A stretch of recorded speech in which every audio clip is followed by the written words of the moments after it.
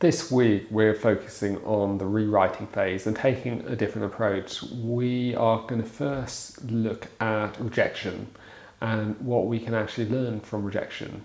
It's a bit like referring to the elephant in the room, because no writer enjoys rejection. No one enjoys rejection. It is painful and has a negative emotional impact on all of us.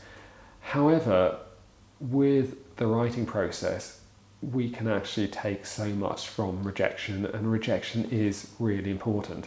At the extremes, you can have two types of writer. One who is so preoccupied with the idea of rejection, it holds them back from submitting anything in the first place.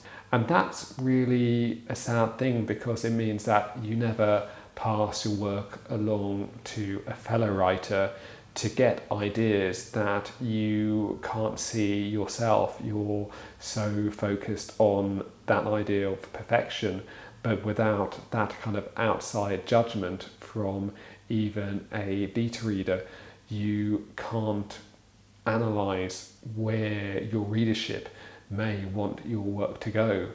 And then at the other extreme, you've got the writer who's so tough-skinned, any rejection is their loss, not yours. And where that will enable a writer to submit their manuscript to every literary agent going around, it's taking the approach that, oh, somebody there in the world will like my work. At least it's a numbers game. And a lot of the time it isn't. What you would find is that a lot of writers who've written something amazing, if they submit their work to, say, 10 agents, which is still a lot, probably half the agents will come back requesting a full manuscript. And that's because something in their work is working, so to speak. With writing and rejections, if we're not getting anything back, that means something in our craft may not be appealing to the audience that we want it to appeal to.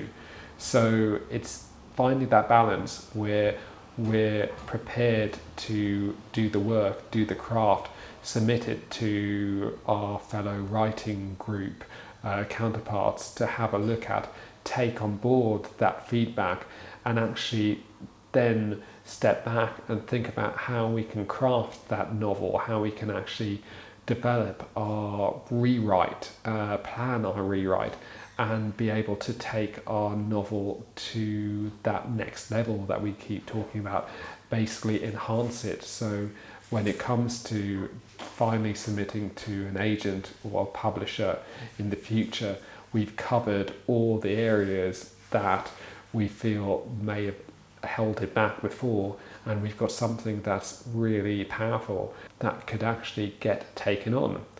And what we're going to talk about in this lesson is that rewriting process, that redrafting process, and what to consider and how to kind of take that forward.